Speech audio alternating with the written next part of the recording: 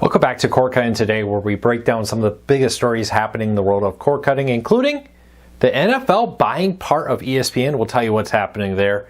ATT is also seeing explosive growth in its both fiber and 5G home internet. This comes as Cord Cutting 2.0 continues to grow. And Comcast wants to be your new home to manage all your subscriptions. Why not get all your streaming services from Comcast, they say. We'll tell you what's happening there and a whole lot more. First, though, if you like what we do here and you want to learn more about any of these stories, you can always find a link to every story I talk about in the show notes and in the first pinned comment. Also, we have a free newsletter where I email them to you every morning. You can find that, sign up in the show notes. It's a free newsletter that goes out every morning with these stories and a whole lot more in it that doesn't make it into the videos. And lastly, if you like what we do, please consider hitting that subscribe button or hitting that thumbs up. Doing one or both lets YouTube know you enjoy what we do here. All right, let's dive into it. The NFL is looking at buying part of ESPN. Now, we talked a little bit this week about the deal where Disney and ESPN will get control of the NFL Network and NFL Red Zone and become the new controllers of it. It's been reported that NFL owners are coming together to vote on it probably pretty soon on a deal that would see Disney take over their media rights, which would include NFL Plus and some other NFL media properties. But with this, though, and partial payment for it, we'll just see the exact terms of the deal once it's announced, is the NFL will become a partial owner of ESPN. There's also speculation that with that come 2029 and 2030, the NFL has the ability to opt out of its current TV rights, which many speculate will result in them canceling early and trying to strike a bigger, better deal, as the NFL increasingly is becoming one of the few things people still watch live, making them highly profitable for cable TV networks, both broadcast and things like ESPN. How will that all play out? What will happen? Your guess is as good as mine, but I do think it's very likely with this deal that, as we heard, they will get partial owner of ESPN. Now, ESPN is owned about 70%, somebody correct me on that exact number, I don't have it off the top of my head, by Disney. Then Hearst owns part of it. Exact terms of this deal are unknown, exactly how much. Disney will likely retain a majority control of ESPN, but then sell off part of it.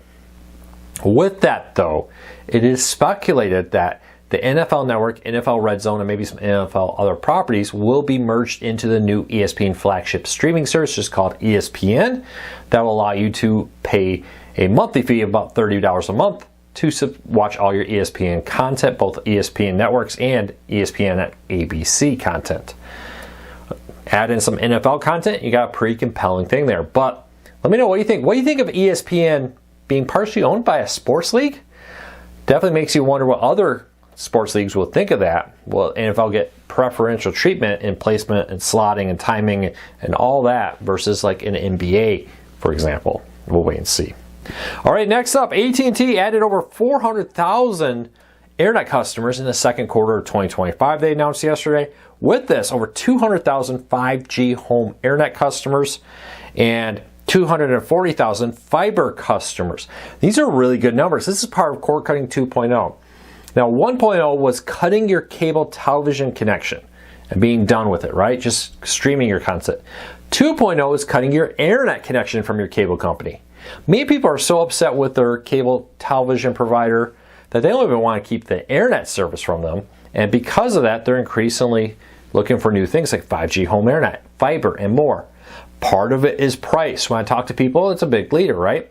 5G home internet services often come in around $50 or cheaper, giving you options for cheaper internet. Two, with this, I'm hearing increasingly that people are just so upset with their cable companies that they'll pay more in some cases to switch away from them. And I want to know from you, would you pay a little bit more for internet if it meant being 100% done with your cable television company, not buying their internet, not buying their television, having no business relationship with them? It'll be very interesting. I think it's next week when we get Comcast and Spectrum. They have been losing hundreds of thousands of internet customers quarter after quarter combined together. At some point, that's a big problem. We long heard, oh, they're not worried at all about cord cutting because they'll just make it up on the internet side of things. Well, now not only are they losing television customers, they're losing internet customers. And at some point, something needs to give And with that, we'll wait and see. Already, though, we're seeing Comcast and Spectrum come out with cheaper, more flexible internet packages, getting rid of data caps, and offering lower end price points. Maybe that'll continue. We'll wait and see what happens there. Speaking of Comcast, our next story, they're launching a new streaming hub to subscribe and manage your apps, channels, and bundles. Now, this has been a big thing. You see things like Prime channels, the Roku channel, Apple, and other places allow you to manage your subscriptions of multiple streaming services in a single spot. Now, Xfinity plans to do the same through what they call the Stream Store, available to Xfinity TV and Internet customers. So now if you're an Internet customer, through your Comcast bill, you can manage your subscriptions to 450 streaming apps and get access to 200,000 movie and television show rentals and purchases through the Streaming Store. A few things with this. There is a lot to this. I really do like having a central service. I use a lot of Amazon Prime Video because it's really nice, right? A new season of a show appears on Paramount Plus. I subscribe to it through a click into my Prime Video. I don't have to create an account. I don't have to enter credit card information. It's all saved. It's all done through the Prime Video app. When I'm done watching that service, I go back to Prime Video, click a few buttons, boom, unsubscribed. Same thing here, which is nice. I think a little bit of problem here is, will cord cutters want to give that money to Comcast? Is there something here that really makes it stand out? Now, they say this is a unique and different. It is a one-stop shop. We'll see how it manages it through multiple different companies out there. How do you access them? How do you manage it? And more with it. Leave me a comment. Would you let Comcast be how you manage all your payments to different streaming services, buy and stream movies and television shows also with it? Leave me a comment. Let me know. Hey, if you're thinking about getting NFL Sunday ticket and you're looking for a deal, if you're a Best Buy member of their Best Buy subscription service, through that you can get savings up to $222 off of NFL Sunday ticket for new customers for Best Buy Plus members. Now, with this, in total, you pay for an entire year for $258 an NFL Sunday ticket. I believe you need to be a new customer. Somebody correct me if I'm wrong, but I believe that's new customers only. Not a bad deal if you're a Best Buy Plus member with that. Check that out, link in the show notes. YouTube and YouTube TV have been very aggressive trying to get new subscribers to NFL Sunday ticket. We'll see how that pans out. Next up, Comcast and Spectrum have announced a partnership with T-Mobile for wireless service. This is for business customers. Now, historically, T-Mobile and Spectrum have used Verizon for their wireless plans, and they'll continue to do that for residential customers.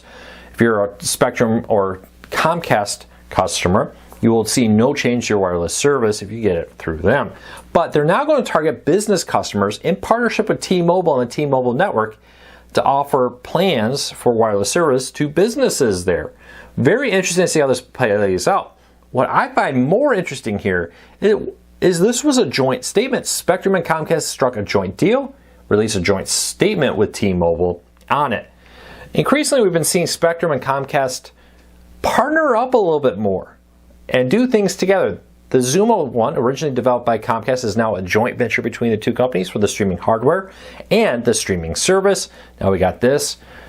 Growing speculation, I'm hearing, that we may be seeing a merger still possibly in the works with this. Now, Spectrum is buying, I think it's Cox, if I remember right. They're buying another cable provider, but it would not surprise me someday down the road if we see some type of partnership between Comcast and Spectrum. Even if it's not a straight merger, maybe Spectrum takes over management of Comcast's cable networks, or not cable networks, cable infrastructure.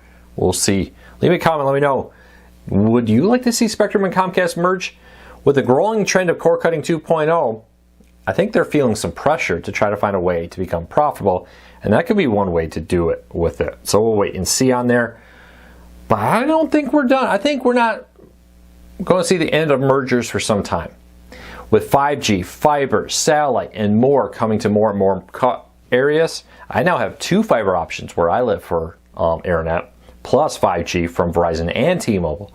A cable option. Of course, I could put a Starlink dish on my roof if I wanted to. There's a growing amount of internet options, and that's putting pressure on these cable companies who I think got a little bit lazy not having to face competition. All right, next up, if you're looking for a deal, Fire TVs or sticks are on sale, including the HD, 4K, and 4K Max. With this, the HD is on sale for $24.99. The 4K is on sale for $29.99. Honestly, spend that extra $5 to get the 4K versus the HD. Even if your TV now is HD, it's just a much better streaming stick and it'll work just fine in HD. And the Max is on sale for $39.99. Yes, these are not Amazon Prime Day pricing, but it's a pretty good deal. If you missed the Prime Day sales, check it out. Link in the show notes to all those deals with full details of it. And today in TV history, this week, The Price is Right got a new host. 18 years ago, Drew Carey was announced as the new host of The Price is Right after Bob Barker stepped down. Quite shocking. It's been 18 years. It doesn't feel possible. It feels like Bob Barker was the host of Price is Right just a few weeks ago, but it's been 18 years since Drew Carey was announced as his replacement on The Price is Right. Is this surprising anybody? Leave me a comment, let me know. I'll be honest, I still love to watch classic Price is Right on the Bob Barker channel. I do have one request. Pluto TV, if you're listening to me or whoever runs that channel, in the description, if you could tell me what year that episode was from. One of the fun parts about Price is Right is trying to guess the price. And it's hard when you're like, wait, is this a 70s, 80s, or 90s episode? They have a little collection of all those. I would love it. If it's a 92, I probably would be a little bit better at guessing what price of things are. Well, that's it for today. I hope you all have a fantastic day. I'll be back again tomorrow with another video. Until then, take care. And don't forget to hit that subscribe button and hit that thumbs up. We would really appreciate it.